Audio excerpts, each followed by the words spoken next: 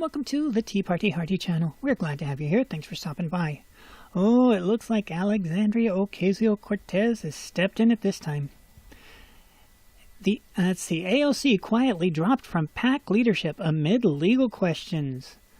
According to the Washington Examiner here, let's see. Representative Alexandria Ocasio-Cortez was quietly dropped as co-manager of a political action committee last week, just days after campaign finance experts questioned whether her role with outside groups was legal. Justice Democrats, a federal PAC that helped Ocasio-Cortez get elected to Congress last year, quietly filed the corporate paperwork removing Ocasio-Cortez as one of the group's governors in Washington, D.C. on March 15th. The Daily Caller reported on Monday, yes, beware those Ides of March, Miss Cortez. Beware indeed. The move came just days after campaign finance lawyers told the Daily Caller that Ocasio-Cortez's position as a governor of Justice Democrats could be a legal conflict because the PAC also supported her congressional bid. Yeah, that's kind of a no-no according to the FEC. Ocasio-Cortez's chief of staff, Sakit Chakrabarti, who founded the Justice Department PAC, was also removed as governor on March 15th, according to the records filed with the D.C. Department of Consumer and Regulatory Affairs. Current governors now include Justice Democrat Director Alexandra Rojas, Nassim Thompson, and Damon Drummer. So what do you know? How many times do we have to keep saying, in all rebellions, eventually they eat their own. This is a group that she and Chakrabarti, that's how you say his name, yeah? Chakrabarti.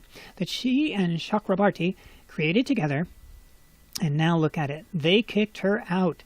They're like, yeah, like, it looks like you were double dipping, and we like our jobs, and we don't like you, so go away. And as if those legal troubles and embarrassment of being kicked out by your own group isn't shameful enough, let's see what New York thinks about her. According to the New York Times, Alexandria Ocasio-Cortez is top villain in the Amazon pullout poll finds. Oh, yes, they did indeed. When Amazon announced last month that it was canceling plans to build a major campus in Queens, the company did not directly blame any one person or group, but others have.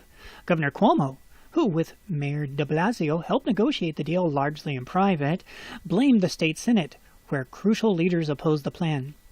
Representative Alexandria Ocasio-Cortez, who opposed the campus, blamed Amazon for seeking $3 billion in tax breaks and incentives that she said should have been spent elsewhere. Yes, that's right, this economics degree graduate holder thinks that you can spend tax breaks. Spend tax breaks. No, tax breaks means you don't collect the... Oh, never mind. Now a poll is offering insight into how the public feels about the deal's collapse. Over a third of New Yorkers point the finger at Miss Ocasio-Cortez, according to the Siena College Research Institute survey of 700 voters. Here's what else you need to know about the poll, which was released yesterday. The deal was popular across the state. 2/3 of voters said Amazon withdrawal was bad from New York. 63% of Democrats and 56% of self-identified liberals said the cancellation was bad for New York. 64% of New York voters agreed with them. Yeah, it's not looking too good for her, is it? No. But here's where it gets really fun, and keep this in mind for 2020 and the rest of eternity. The progressive base that cheered Miss Ocasio-Cortez as she railed against the deal was not representative of most voters. Yeah, imagine that. Those closest to a project don't necessarily reflect the views of a wider audience, said Stephen Greenberg, a pollster with Siena College. I asked Mr. Greenberg if by closest he meant physical proximity, and he replied, yes. The local activists in Queens were blamed more often for the plan's demise than the state Senate was. In the suburbs, 39% of voters labeled the activists as villains, but only 23% labeled the Senate as such. And why does this matter? It matters because Democrats need to retain suburban seats to hold their Senate majority. Now, I don't think it's in question that the Democrats are going to keep holding the suburbs in New York, but it is becoming a greater question if this Speaker of the House, yeah, right there, if the Speaker of the House, Alexandria Ocasio-Cortes, is going to have a job at all in 3 years. Maybe that bar she was bartending at, maybe they'll be welcoming her back, because she is just stirring up a bee's nest in all directions. She's coming in as a freshman congresswoman, and, you know, she literally took over the House. You don't see people on the Democrat side for 2020 lining up with Nancy Pelosi. No, they're lining up with her new Green Deal, which, if you take time to look at it closely, it's not as green as you might think. Definitely not. Not that it would matter to Alexandria Ocasio-Cortez. After all, she takes planes, not trains. She takes Uber instead of a bike.